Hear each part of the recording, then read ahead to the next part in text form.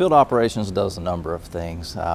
When we start in November looking at weather, and we're looking at all of the available information. We're looking at multiple websites, National Weather Service, Weather Channel, local TV stations to kind of collectively see what may be on the horizon. Obviously, if there's any kind of chance, we're looking at our equipment in terms of being ready with equipment, our salt inventories, making sure we've got adequate supplies, contact our contracted resources, put them on standby, obviously our own staff, making sure that we're adequately staffed.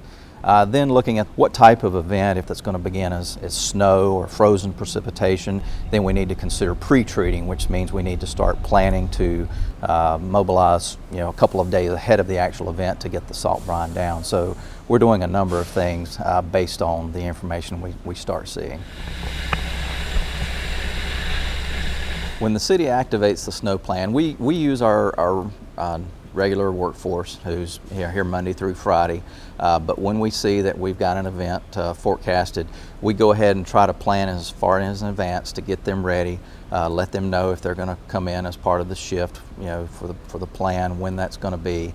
Our workforce is basically broken into two 24-hour shifts. When we go into a full-blown activation, we've got about 60 employees that work the day shift, and then we've got about 60 employees who will come in at night. We've got about 41 trucks.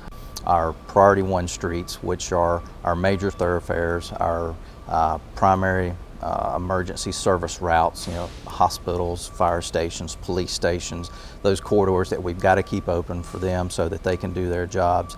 Again, the major commerce routes, because obviously businesses don't shut down just because of a storm. Those are the streets that we're going to concentrate on first and get those cleared.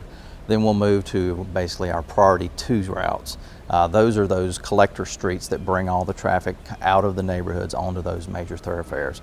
We're going to focus on those, get those completely cleared. That means salted, plowed from curb to curb before we move into our third group, which is our residential streets.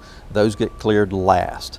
And again, based on the typical weather events we see in this part of the country, a lot of times melting has already begun, the storm is over, and we've got over 1,300 miles of streets. We just don't have the resources to get everything.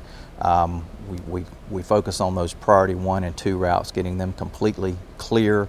Then if we still have obviously hazardous conditions throughout the city, we then move into the residential areas, and we will get hopefully all of those other streets in time.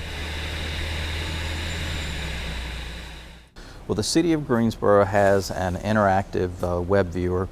It's on the web page that residents can go to during a snow event where we are plowing, that provides updated real-time information on which streets have been cleared and which streets are still in the process of being cleared.